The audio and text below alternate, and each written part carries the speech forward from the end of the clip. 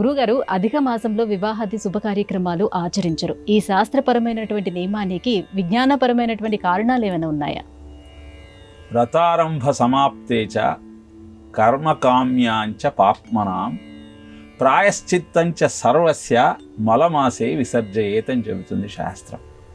అంటే వ్రతాన్ని ప్రారంభించటము, సమాప్తి చెయ్యటము, ఏదైనా కోరికతో ఒక సత్కర్మను ప్రారంభించటము, ప్రాయశ్చిత్తం చేసుకోవటము, ఇలాంటివన్నీ కూడా మలమాసమని, పురుషోత్తమ మాసమని, అధిక మాసం అని చెప్పేటువంటి ఈ మాసంలో ఆచరించకూడదు. నిత్య నైమిత్తిక కర్మలన్నీ ఆచరించాలి. అధిక మాసం కాబట్టి సంధ్యావందనం చేయనంటే కుదరదు, తప్పకుండా అవి చేయాలి.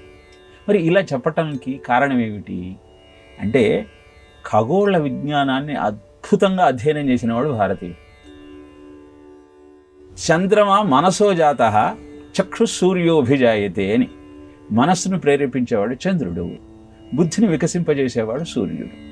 కనుక ఈ సూర్యచంద్రుల గమనాన్ని అనుసరించి వారి శక్తిని ఆసరాగా చేసుకుంటూ అద్భుతమైన జీవనానికి సోపానాలు నిర్మించుకునే విధి విధానమే భారతీయ జీవన విధానం. దీనిలో ప్రధానంగా 3 రకాలైన కాలమానాలు ఉంటాయి. సూర్యమానము, చాంద్రమానము, బారహస్పత్యమానం. చంద్రుడు 29.5 × 12 అంటే నెలకు 29.5 రోజుల్లో తన గమనాన్ని పూర్తి చేస్తాడు. ఇట్లా 12 నెలలకి 354 రోజులు పడుతుంది. సూర్యుడు 30.4 × 12 అంటే 365 రోజులకి సంవత్సరం అవుతుంది. అంటే సంవత్సర కాలమాన గణన మనం గమనిస్తే చాంద్రమానానికి సౌరమానానికి తేడా కనపడుతుంది. ఇక్కడ 354 రోజులకి సంవత్సరం అయిపోతే అక్కడ 365 రోజులకు కానీ సంవత్సరం కావటంలా. అంటే 11 రోజుల వ్యవధి ఏర్పడుతుంది. నెలకు 33 రోజులు కావాలి కదా. అందుకని దాదాపు 32 నెలల తర్వాత ఈ అధికంగా ఉన్నటువంటి రోజులన్నింటినీ కలిపి చాంద్రమాసనాన్ని, సౌరమానాన్ని సమన్వయపరుస్తూ ఆ రెండింటి యొక్క పుష్కలమైన శక్తి ప్రజానీకానికి అందుబాటులోకి వచ్చి వాళ్ళ జీవితం సంస్కరింపబడటానికి అనుకూలంగా ఈ 30 రోజులను అధిక మాసం అని చెప్పి 33 రోజులు అవుతుంది. 11 3 33. ఈ 33 రోజులలో అసంక్రాంతి మాసో ద్విసంక్రాంతి మాసో అధిక మాస అంటారు.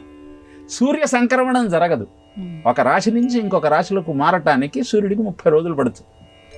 కనుక సూర్య సంక్రమణంతో ఆ రాశిలోకి ప్రవేశించినప్పుడు, ఆ రాశిలో సూర్యుడి ఉన్నప్పుడు జీవుడి మీద చూపే ప్రభావానికి అనుగుణంగా చంద్రుడి యొక్క శక్తిని మనం పరిగణ చేస్తూ కార్యక్రమానికి ముహూర్తాన్ని నిర్ణయిస్తాం. అందుకే శుభాశుభ దర్శనాదిసి ముహూర్త అని. శుభానికి అశుభానికి ముహూర్తం ఎందుకు చూడాలి అంటే ఆ గ్రహముల యొక్క శక్తి పూర్తిగా మనకు సిద్ధించాలి కనుక.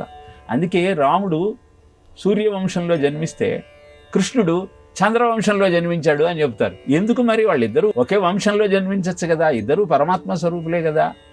అంటే సూర్యశక్తిని గ్రహిస్తూ బుద్ధిని వికసింపజేసుకుంటూ రాముడు చూపిన ధర్మ మార్గంలో నడుస్తూ చంద్రవంశానికి కూడా మూలము ఈ సూర్యవంశం నుంచి ఉద్భవించిన సుద్యుమ్నుడు ఇలావతిగా మారి చంద్రుడి కొడుకైన బుధుణ్ణి వివాహం చేసుకొని తద్వారా చంద్రవంశ వ్యాప్తికి సహకరిస్తాడు.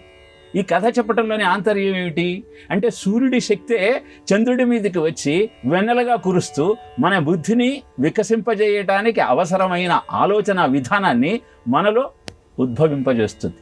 అందుకే చంద్రమానేన చంద్రలగ్నాత్తు జ్యోతిష్యం చూస్తారు, లగ్నాన్ని బట్టి చూస్తారు.